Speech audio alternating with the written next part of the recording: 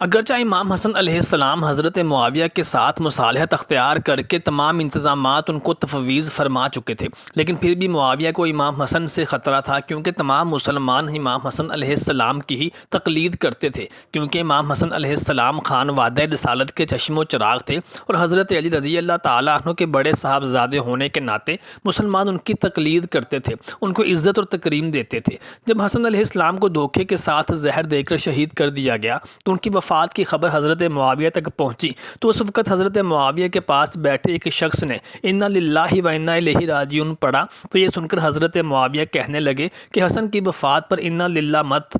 بسم اللہ الرحمن الرحیم۔ محترم ساتھیو، السلام علیکم۔ ایک دفعہ حضرت علی رضی اللہ تعالیٰ عنہ امام حسن اور امام حسین علیہ السلام کے ساتھ کھیل رہے تھے کہ ابو بکر صدیق رضی اللہ تعالیٰ عنہ وہاں آ پہنچے۔ انہوں نے امام حسن علیہ السلام کو اپنی گود میں اٹھا لیا، ان کو پیار کرتے ہوئے کہنے لگے کہ حسن علیہ السلام اپنے باپ علی المرتضیٰ علیہ السلام کی نسبت اپنے نانا نبی صلی اللہ علیہ وآلہ وسلم کے زیادہ مشابہ ہیں، اور نبی صلی اللہ علیہ وآلہ وسلم نے بھی ایک دفعہ اپنے نواسے امام حسن علیہ السلام کو پیار کرتے ہوئے فرمایا تھا کہ میرا یہ فرزند ایک دن مسلمانوں کے دو متحارب گروہوں کے درمیان صلح کا باعث بنے گا،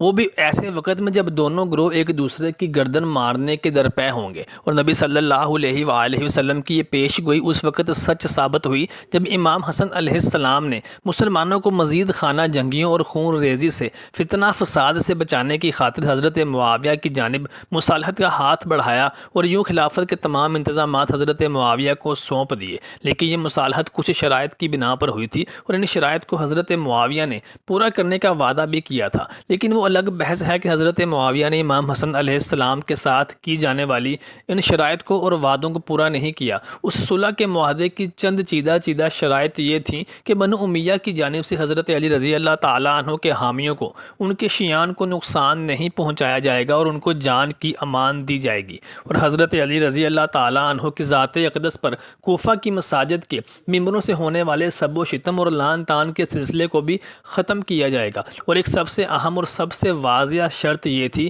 کہ معاویہ اپنی زندگی میں اپنے کسی جانشین کو خلافت کے لیے نامزد نہیں کریں گے، بلکہ خلیفہ کا چناؤ مجلس شورا کے ذریعے ہوگا، جیسا کہ پہلے خلفائے راشدین کے دور میں ہوا کرتا تھا۔ امام طبری رحمۃ اللہ فرماتے ہیں کہ امام حسن علیہ السلام کی شہادت ہو جانے کے بعد جب معاویہ نے امام حسین علیہ السلام سے رابطہ کر کے ان سے یزید کی جانشینی کی بیعت چاہی، تو ساتھ ہی امام حسن علیہ السلام کی دردناک شہادت پر افسوس کرتے ہوئے کہا کہ میں نے آپ کے بھائی حسن علیہ السلام کے ساتھ کیے ہوئے معاہدے کو ہر چند نبھانے کی پوری کوشش کی ہے، جس کے جواب میں امام علی مقام امام حسین علیہ السلام نے ارشاد فرمایا کہ آپ نے میرے بھائی حسن علیہ السلام کے ساتھ کیے جانے والے کسی بھی معاہدے کی کسی بھی شرط کو پورا نہیں کیا، کیونکہ آج آپ جس سلسلے میں مجھ سے گفتگو کر رہے ہیں یہ اسی معاہدے کی ایک شرط کی خلاف ورزی ہی تو ہے کہ آپ کسی کو اپنا جانشین نامزد نہیں کریں گے، اور آپ مجھ سے اپنے بیٹے یزید کی جانشینی کی بیعت کے بارے میں ہی بات کر رہے ہیں۔ امام علی مقام امام حسین علیہ السلام کی جانب سے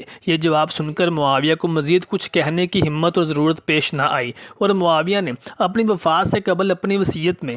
اپنے بیٹے یزید کو دو ٹوک الفاظ میں مسلمانوں کے 3 سربراہان کے نام لے کر کہا تھا کہ ان کی بیعت تمہارے لیے اشد ضروری ہے۔ ان میں عبداللہ ابن عمر کی طرف سے تمہیں فکر کی ضرورت نہیں ہے، کیونکہ وہ نماز روزے اور پرہیزگاری میں مصروف شخص ہے، اور عبداللہ ابن زبیر سے تمہیں ڈرنے کی ضرورت ہے اور فکر ہے، کیونکہ یہ لومڑی کی طرح پلٹ کر وار کرنے والا شخص ہے۔ اور امام حسین ابن علی علیہ السلام کے بارے میں وصیت کرتے ہوئے کہا کہ حسین آل رسول صلی اللہ علیہ وآلہ وسلم ہے، اور میں تمہیں حکم دیتا ہوں کہ تم ان کے ساتھ رحم دلی والا اور شفقت والا برتاؤ کرنا، اور اگر حسین تمہاری بیعت کرنے کی حامی نہ بھریں تو ان کو ان کے حال پر چھوڑ دینا۔ لیکن یزید بدبخت نے امام علی مقام امام حسین علیہ السلام کے ساتھ جو کیا وہ تاریخ میں سیاہ الفاظ میں لکھا جاتا رہے گا۔ یزید نے اپنے باپ کی وصیت پر ذرہ برابر بھی عمل نہ کیا، اور خلافت اور حکومت کو حاصل کرنے کے لیے حسین ابن علی علیہ السلام نواسہ رسول صلی اللہ علیہ وآلہ وسلم کا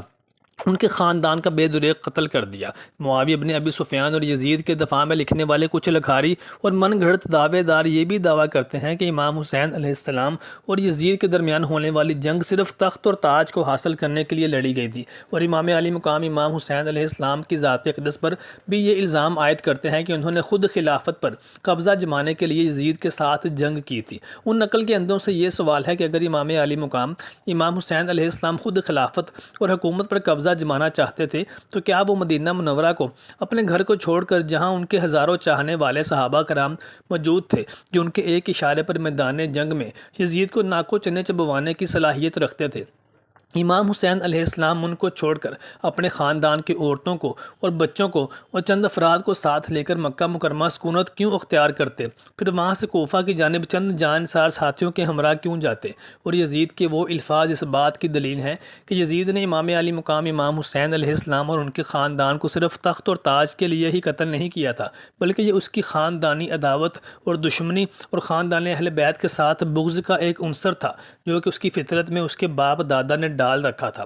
جب امام علی مقام امام حسین علیہ السلام کا سر اقدس یزید کے سامنے ایک تشت میں سجا کر پیش کیا گیا تو اس بدبخت نے امام حسین علیہ السلام کے سر اقدس کی توہین کرتے ہوئے آپ کے لبوں پر چھڑیوں کے وار کرتے ہوئے کہا کہ میرے آباء و اجداد کو، میرے باپ دادا کو جس طرح سے حسین نے اور اس کے نانا محمد صلی اللہ علیہ وآلہ وسلم نے بدر کے میدان میں قتل کیا تھا، اگر آج میرے وہ آباء و اجداد زندہ ہوتے تو آج کا یہ منظر دیکھ کر ضرور مجھے شاباش دیتے کہ میں نے حسین علیہ السلام سمیت نبی صلی اللہ علیہ وآلہ وسلم کے خاندان کے کتنے لوگوں کو قتل کروا دیا ہے۔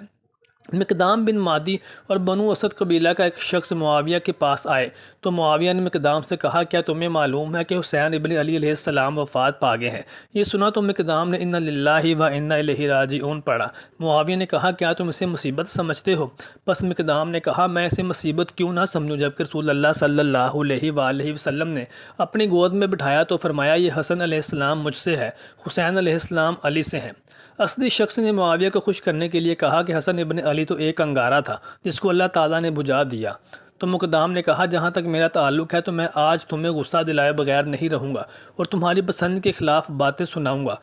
معاویہ نے کہا، اے مقدام، مجھے معلوم تھا کہ میں تجھ سے بچ نہیں سکوں گا۔ جس وقت امام حسن مجتبیٰ علیہ السلام کی وفات کی خبر معاویہ تک پہنچی تو اس نے تکبیر بلند کی جس کی آواز مقام الخضرا تک سنائی دیتی تھی۔ اس کی آواز سن کر اہل شام نے بھی تکبیر بلند کی۔ ابن عباس نے دیکھا کہ یہ نعرے سن کر فاختہ بن قرظہ بن عمر بن نوفل بن عبد مناف گھر سے باہر آئی تو اس نے معاویہ سے پوچھا، یا امیر المومنین، خدا آپ کو خوش رکھے، آج کون سی ایسی خبر آئی ہے کہ آپ اس قدر خوشی سے نعرے لگا رہے ہیں؟ فاختہ کے جواب میں معاویہ کہنے لگے، حسن ابن علی علیہ السلام کی موت کی خبر آئی ہے۔ فاختہ نے جب یہ سنا تو انا للہ و انا الیہ راجعون کہہ کر رونے لگی اور بولی، آہ سید المسلمین بن بنت رسول صلی اللہ علیہ وسلم وفات پا گئے۔ معاویہ نے کہا، ہاں یہ درست ہے، لیکن تو اس طرح کیوں رو رہی ہے جس طرح تیرا کوئی رشتہ دار مر گیا ہو؟ مقدام بن مادی کرب عمر بن اسود بنی اسد کے کنسرین کے رہنے والے ایک شخص معاویہ بن ابی سفیان کے پاس آئے تو معاویہ نے مقدام سے کہا، کیا آپ کو خبر ملی ہے کہ حسن ابن علی علیہ السلام کا انتقال ہو گیا ہے؟ مقدام یہ سن کر کہنے لگے، انا للہ و انا الیہ راجعون۔ تو معاویہ نے کہا، آپ اسے کوئی مصیبت سمجھتے ہیں؟ تو انہوں نے کہا، میں اسے کوئی مصیبت کیوں نہ سمجھوں کہ رسول خدا صلی اللہ علیہ وآلہ وسلم نے انہیں اپنی گود میں بٹھایا تھا اور فرمایا تھا کہ یہ میرے مشابہ ہے اور حسین علی کے مشابہ ہیں۔ یہ سن کر اسدی نے کہا کہ حسن ایک انگارہ تھا جسے اللہ نے بجھا دیا۔ مقدام نے کہا، آج میں آپ کو ناپسندیدہ بات سنائے اور ناراض کیے بغیر نہیں رہ سکتا۔ پھر انہوں نے کہا، معاویہ، اگر میں سچ کہوں تو میری تصدیق کرنا، اگر میں جھوٹ کہوں تو مجھے جھٹلا دینا۔ معاویہ بولے، میں ایسا ہی کروں گا۔ مقدام نے کہا، میں اللہ کا واسطہ دے کر آپ سے پوچھتا ہوں، کیا آپ کو معلوم ہے کہ نبی رحمت صلی اللہ علیہ وآلہ وسلم نے سونا پہننے سے منع فرمایا ہے؟ معاویہ نے کہا، ہاں۔ پھر کہا، میں اللہ تعالیٰ کا واسطہ دے کر آپ سے دریافت کرتا ہوں، مجھے بتائیں، کیا آپ کو معلوم ہے کہ رسول خدا صلی اللہ علیہ وآلہ وسلم نے ریشمی کپڑا پہننے سے منع فرمایا ہے؟ معاویہ نے کہا، ہاں معلوم ہے۔ پھر کہا، میں اللہ کا واسطہ دے کر آپ سے پوچھتا ہوں، کیا آپ کو معلوم ہے کہ رسول خدا صلی اللہ علیہ وآلہ وسلم نے درندوں کی کھال پہننے اس پر سوار ہونے سے منع فرمایا ہے؟ کہا ہاں معلوم ہے۔ تو انہوں نے کہا معاویہ قسم اللہ کی میں یہ ساری چیزیں آپ کے گھر میں دیکھ رہا ہوں۔ تو معاویہ بن ابی سفیان نے کہا کہ مقدام مجھے معلوم تھا کہ میں تمہاری نکتہ چینیوں سے بچ نہ سکوں گا۔ خالد کہتے ہیں کہ پھر معاویہ نے مقدام کو اتنا مال دینے کا حکم دیا جتنا ان کے اور دونوں ساتھیوں کو نہیں دیا گیا تھا، اور ان کے بیٹے کا حصہ 200 والوں میں مقرر کیا۔ مقدام نے وہ سارا مال اپنے ساتھیوں میں بانٹ دیا۔ اسدی نے اپنے مال میں سے کسی کو کچھ نہ دیا۔ یہ خبر معاویہ کو پہنچی تو انہوں نے کہا کہ مقدام سخی آدمی ہے جو اپنا ہاتھ کھلا رکھتے ہیں، اور اسدی اپنی چیزوں کو اچھی طرح روکنے والے آدمی ہیں۔ محترم ساتھیوں، گزارش کرتے ہیں کہ اس ویڈیو کو لائک اور شیئر کیجیے گا اور چینل کو سبسکرائب کرنا مت بھولیے گا۔